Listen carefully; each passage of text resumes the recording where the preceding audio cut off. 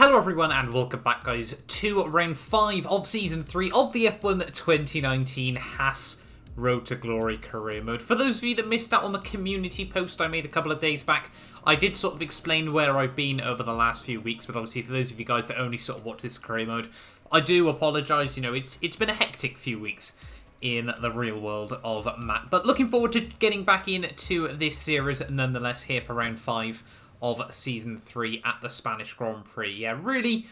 Yeah, I must admit, when I got back on, did a few laps. This race as well probably helped. It was quite good fun at the end of the day, but obviously you guys will see that over the course of this video. I did really sort of get back on and really forgot just how fun this HAAS Road to Glory career mode can be at the end of the day. So if you guys are new around here and you aren't already, make sure you do get yourself subscribed as well. Click the bell icon because YouTube hates me, as well as pretty much every other content creator at this point. So yeah, try to make sure obviously you click that bell if you do want to be notified of future videos. But coming into this weekend though, I sort of had to do a bit of a look around. I sort of forgot so many things from this series. Now, where roughly we were in terms of performance and everything like that, we did actually have a gearbox durability upgrade come in this weekend. We've got one aerodynamic upgrade as well. We're still struggling on the chassis front. You can see Red Bull, Renault, Williams, and I think it was Racing Point, pretty much all even on the chassis department, and then Racing Point have got a clear-cut advantage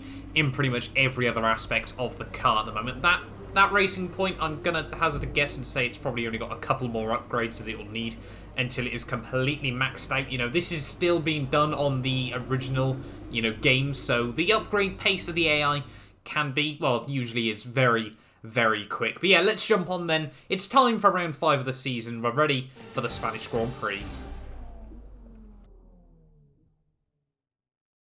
Qualifying's about to kick off any moment here at the Circuit Barcelona Catalunya. No doubt that today will be full of action on the track.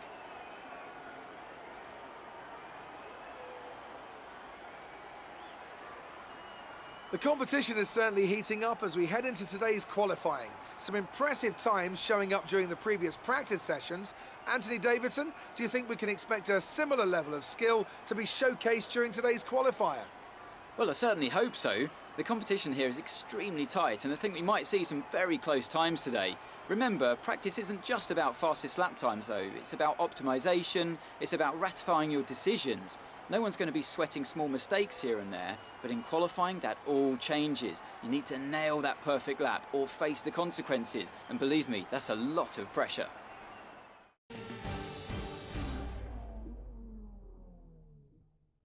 So here we are then. I must admit it's quite nice to hear Crofty's voice once again on the Formula 1 games. It has been a long time here, but with it being a long time, would the pace have fallen away as well? I must admit, obviously doing all the free practice programs, everything like that, I did slowly get back into the rhythm of it, where I've still been playing this game a bit, obviously for AOR League Racing, and a couple of other leagues elsewhere. I didn't feel too rusty, but it was just trying to get used to, this HAAS car, as well as we come through to finish off my first flying lap in Q1. There are 1 minute 16.327, and I sort of forgot, just a few things, how quick some of the other cars were, everything like that. You can see we're currently sat down in P14 there, just a couple of tenths ahead of Carlos Sainz in this session here. So I was going to go out for another run right towards the end of the session as well here. And you see coming down in towards the final sector once again, we're just over a tenth up as we head in through Sector 3 on this lap. The clock is now over. Qualifying 1 is over, but obviously you do get to finish your laps here on the F1 games as well as the real F1. But anyway, yeah, Leclerc currently on provisional pole with a 1 minute 14.1. The pace the AI have on this game now, the Racing Point, the Red Bull and the Renault in terms of one lap pace is just mind-blowing there. But down over the start-finish line, it is going to be a very low 1 minute 16 there, and that's going to leave us P13 at the end of the session. I think we would have been safe anyway, but obviously it's not worth the risk to go out in Q1 there. Yeah, 1 minute 16.018 meant we were just a tenth off one of the Mercedes of Daniel Ricciardo there. You can see Devon Butler up in P11 as well. And yeah, I'm pretty certain we would have been safe anyway, but like I said, it's not worth the risk. There's no reason. We got all the spare tyres, everything like that. So yeah, we do make it through into Q2 here of the Spanish Grand Prix, which is reassuring. Usually where we're a Q2 runner in this HAAS Road to Glory career there. And yeah, you can see Sainz are 1 minute 16.5. We would have made it through pretty clear cut. I don't think anyone behind us actually improved, or at least not significantly enough there. But let's ride on board then here at the Spanish Grand Prix circuit with my fastest lap at the end of the day. You know, this one felt really, really good as we make the run down towards T1. They're obviously max fuel, hot lap mode. I do mix it around with overtaking a couple of places around this circuit, but ultimately, with it being, there's not too many, you know, high-speed sections around this track, you really don't need to use the overtake mode all too much as we head through Sector 1. They had a little bit of a wheel spin through T1 and T2 that we got a nice tidy run through Turn 3, and you can see we're only a 10th down on Pierre Gasly at the moment as we come through Turn 4. Down the hill in towards Turn 5, they want to brake just as you go over the lip of the crest there and dive it down even further in towards the braking zone. Cycling back up through the gears there, almost back up into 7th gear before we head through Turn 8 here, and then probably the best corner on this track there. Turn 9, almost pinned there. We had to do a little bit of a lift through the corner there, a blend, I think is probably the correct term to describe there, and you can see we're now 7/10 down on Pierre Gasly here. The AI just seemed to get quicker and quicker as the lap goes on. They're riding over that curb. Personally, it's the line I prefer. I don't think it really offers much more, but I just personally prefer it.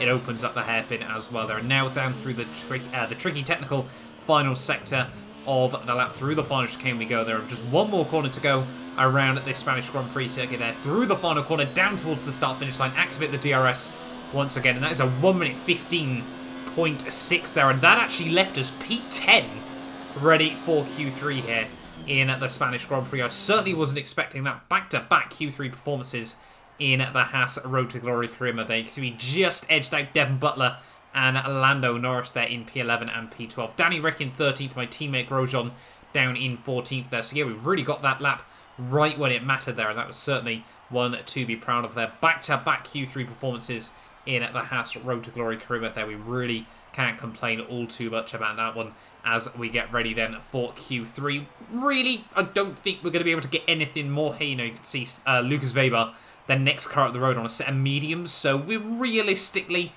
about half a second off the quicker guys there, and you can see coming through on a Q3. Obviously, we would go back out, it would be a 15.9, but I mean, that Q2 lap, there was a couple of tenths at most that we could have found there, so we weren't going to get anything more than at P10, so it was nice to just get a couple of extra laps down under our belt as well. You can see Sergio Perez at 1 minute 15.1. There was no way we were going to be able to beat that there.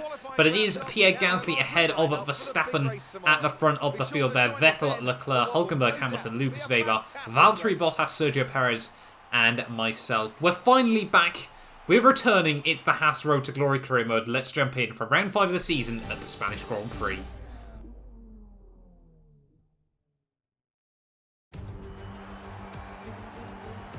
Good afternoon from a very familiar setting. It's race day here in Spain, and with everything still to play for in the championship battle, there's no room for mistakes in a Grand Prix that's well known for creating them.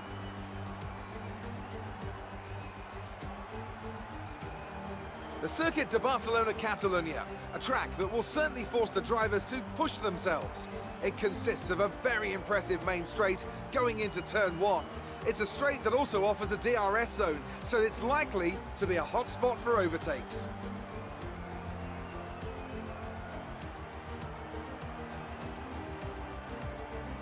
With me today, of course, is Anthony Davidson. Now, I want to ask you about Nico Hülkenberg. That was a great win in the last race. Can they keep that momentum going this weekend? There are never any guarantees in this business, but certainly the performance last time out would have boosted their confidence coming into this one.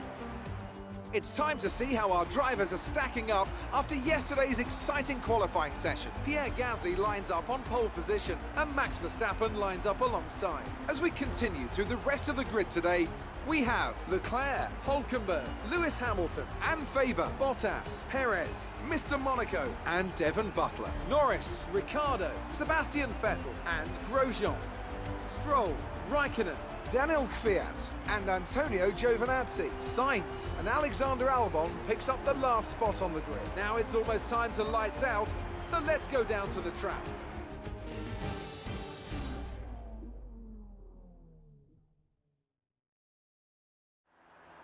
We're in a very good position today. Let's see if we can do even better in the race.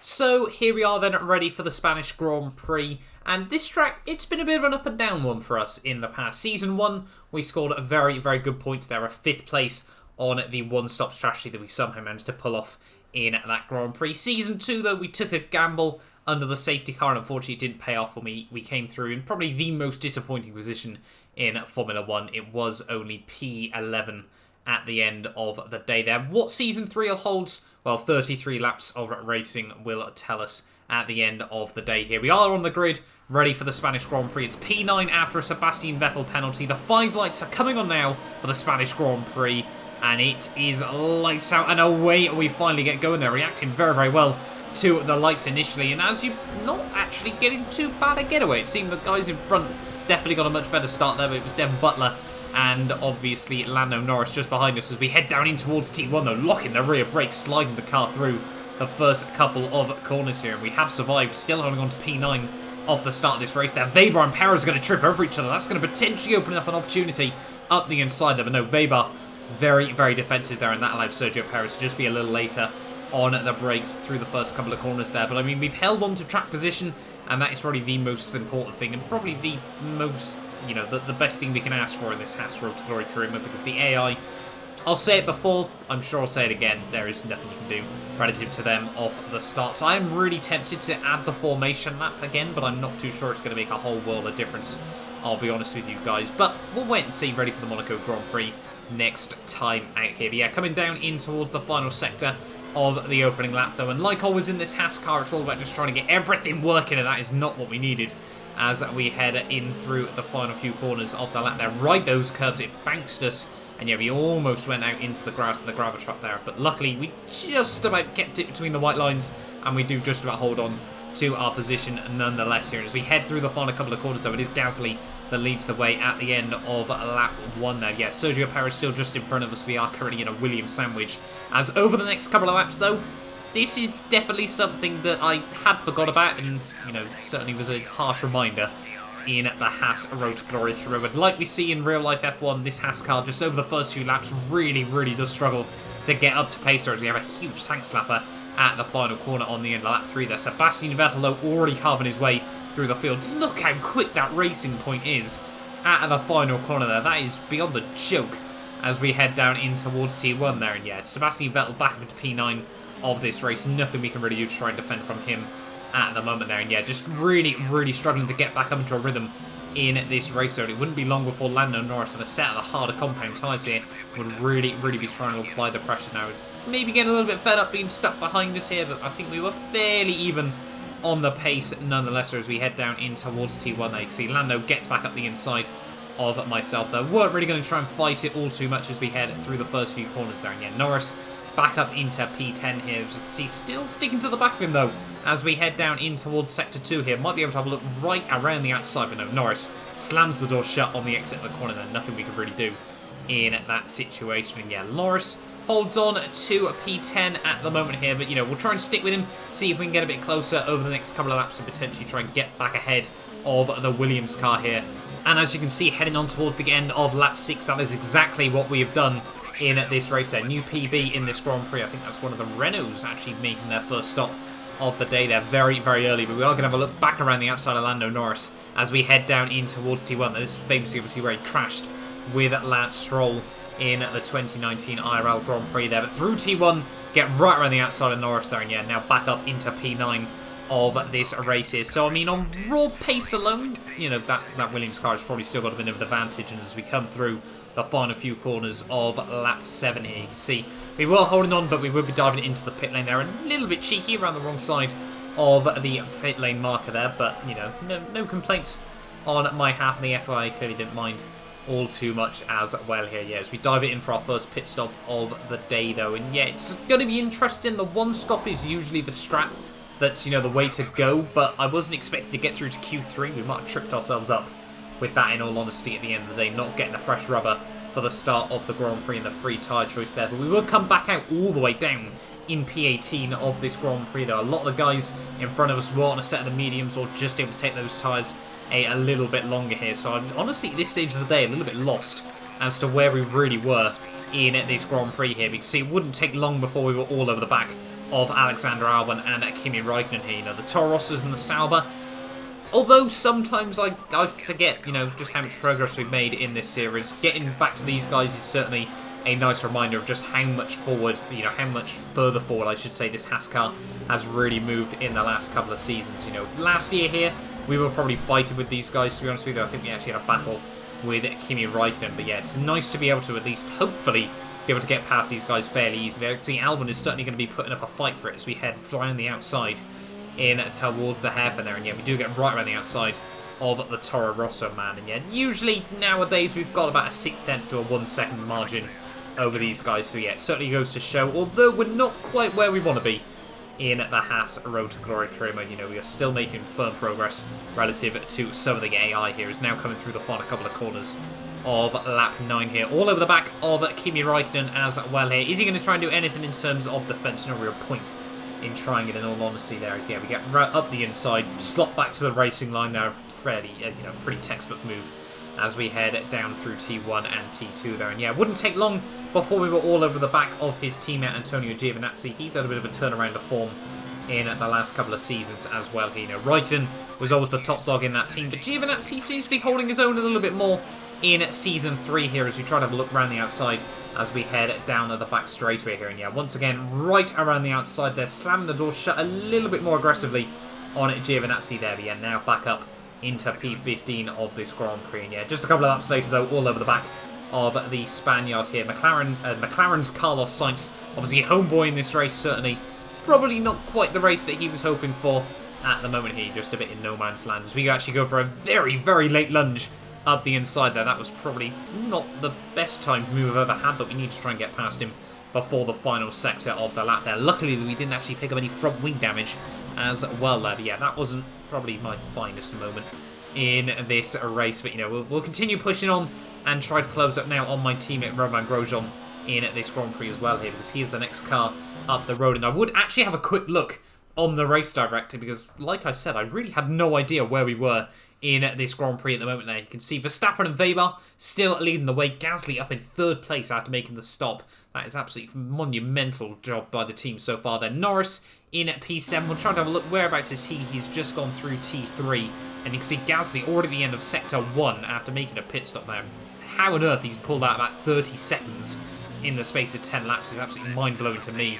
As we head through the final couple of corners, though, of lap 14 here. Almost reaching the halfway stage of this race. You can see a few more drivers are now making their first, and for those guys, probably their only pit stop in this race here. So yeah, these guys, you can see Norris on a set of the hard compound tyres. Anywhere from about here onwards, if we see guys pitting onto that, they're probably planning on going right the way through to the end of the race there. And you can see by lap 19, it'll be Lewis Hamilton now diving into the pit lane as well. So we were about a pit stop behind the Renault man, which actually isn't too bad. I'll take that at this stage of the day here as we come through T1 and T2. Though clearly struggling to get those tyres up to temperature as we push him through the second couple of corners here. And yeah, really just hoping, with the AI like this, when it's clear they've got such a big advantage over you as well, you just want them to get up the road and get on with it. It's a bit frustrating. I wonder if real life F1 drivers feel this as well. When they come out on cold tyres and just sit in the way for a couple of corners, you know they're going to be quicker. You know there's going to be no point in trying to fight them.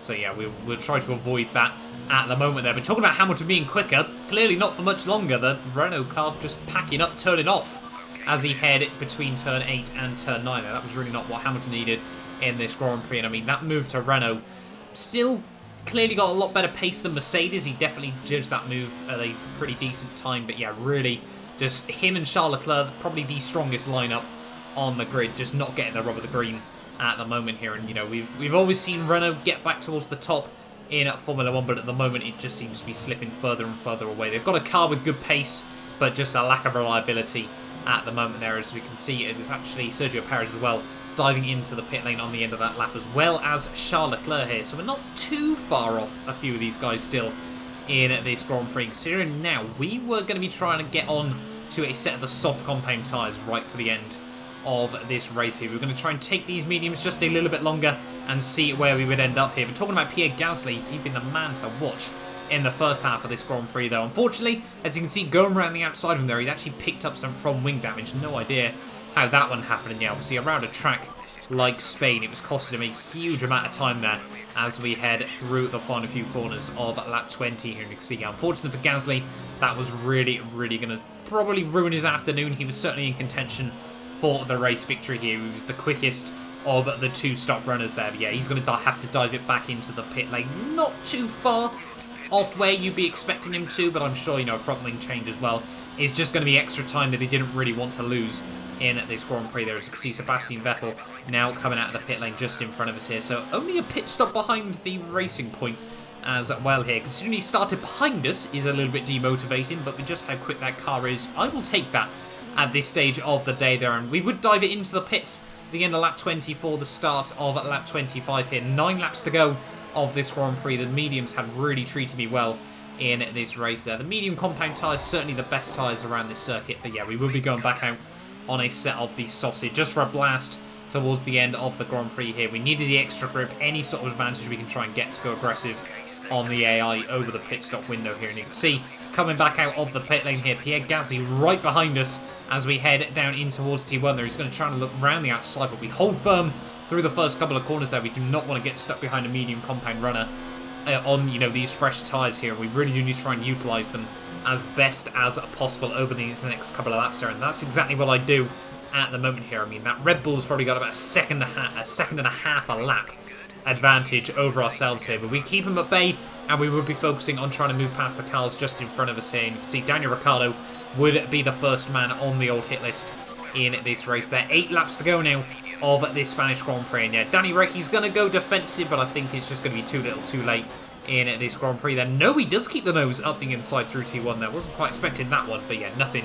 he can really do nonetheless there. And as we come through T1 there, T3, pretty much fully pinned through those couple of corners here. So yeah, doing really well at the moment, and now we just need to try and hold on right the way through to the end of this Grand Prix here. We have got, I think, Charles Leclerc, the next man up the road there, and having a look on the mini-map, I think we've got one Devon Butler, and then also, you know, further up the road as well, I think we can see the Williams of Lando Norris there. And I think we actually had over the radio that Lando Norris is really starting to struggle in this Grand Prix as well here. And you can see Gasly though on the run towards T1. There's nothing we can do in terms of defense this time around, and at this stage of the day I was planning on just trying to stick with Gasly, you know, use the DRS where we could, and really just try and follow him right the way through to the end of this Grand Prix here. As you can see, coming through the first few corners of the lap though, we would be struggling a little bit with the dirty air, but still plenty more opportunities to try and get up towards the guys in front of us. And that is the Formula E glitch that I'm sure some of you that have played F1 2019 may have experienced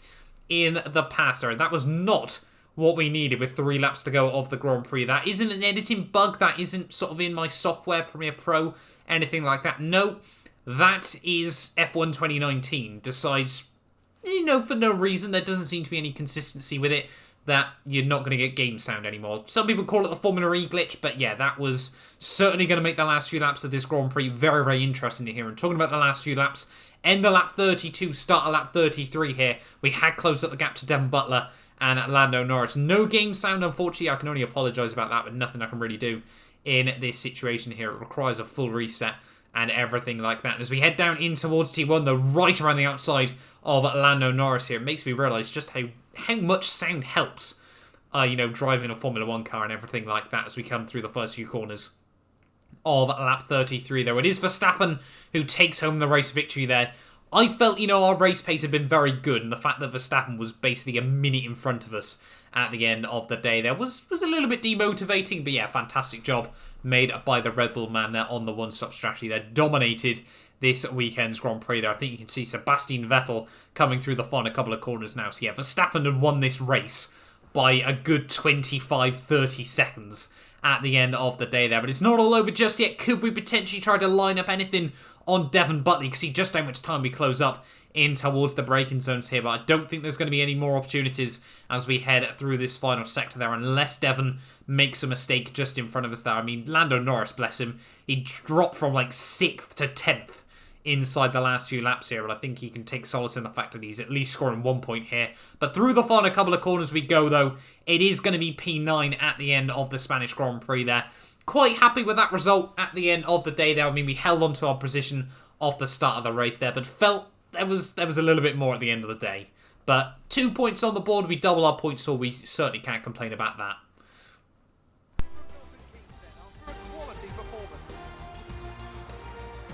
Tell me, Ant, how did they manage to achieve this win? Well, tyre management probably played quite a large role in the outcome of this one.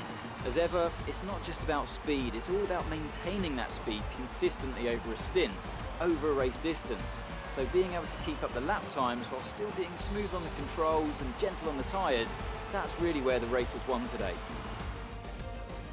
The drivers are en route to the podium as we speak. What a fantastic win for the Red Bull team. They performed exceptionally today, keeping us firmly on the edge of our seats throughout the entirety of the race. Congratulations to everyone at the team.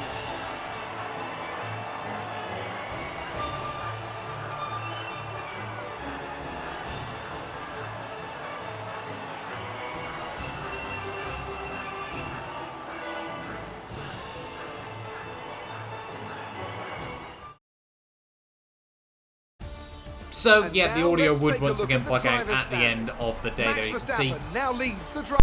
And again, I don't know what this glitch is. If any of you guys actually know a fix, it would be greatly appreciated if you could help me out as well with that one. But yeah, it is Verstappen taking home the race victory there. The one-stop strategy really did, basically make it a very easy race for him as the game decides it's going to work again. I really do not know at the end of the day there. Verstappen, though, like I said, takes home the W ahead of Vettel, Hülkenberg, Lucas Weber, Valtteri Bottas, Ferrari even, I should say, actually having quite a good result at the end of the day. We don't often see those two both right nice and tidy up in the points there. Ahead of Charles Leclerc, the only Renault to make it through to the end of the Grand Prix there. Pierre Gasly, Devon Butler, myself and Lando Norris, the three Brits that made it through to the end of the Grand Prix, all do score points there at the end of the day. And I mean, we held on to our track position, or our grid position even, I should say. Devon Butler on the one-stop strategy, though, did manage to jump us in at that race there. And poor Sergio Perez would actually fall further back on the two-stop as well. So I think we did quite a good job there, out-racing the Williams of Sergio Perez there, ahead of Daniel Ricciardo, Sainz, Grosjean, Albon, Raikkonen, Giovinazzi, Stroll, Kvyat, and yeah, Lewis Hamilton, the only man not to make it through to the end of the Grand Prix there, up to P13 lapped in just a 50% race there. We don't see that all too often. But yeah, Verstappen re-inherits the lead of the Drivers' World Championship. He came into this one 3 points behind Seb. He leaves it 3 points ahead, so I'm sure that is going to be a titanic season-long battle between the pair of them there. The other racing point, even I should say, of Hülkenberg jumps past Pierre Gasly as well there, and the only other swap-in moves was actually myself re-getting ahead of Sergio Perez there after obviously our two 9th place finishes in this championship. I think to his 1 P9 and then 2 P10s, if I'm not mistaken, for the Williams man there. Racing Point, though, retake the lead by just 1 point over Red Bull in the Constructors' World Championship. Ferrari jumped Renault 4 points clear now, obviously after Hamilton's retirement in that Grand Prix. And then Williams all the way down on 16, Mercedes on 9, Haas on 4, and yeah, Toro Rosso, McLaren, and Alfa Romeo still yet to get off the blocks. But thank you all so much for watching this video. I must admit, it has felt good to get back onto a career mode race as well here. I'm hoping to try and get this series out sort of 2-3 times a week. Next up is the Monaco Grand Prix. I'm really looking forward to getting back onto it, ready for that race as well there. But that'll do us for this one then, and hopefully I will see you guys next time for round 6 of the season at the Monaco Grand Prix.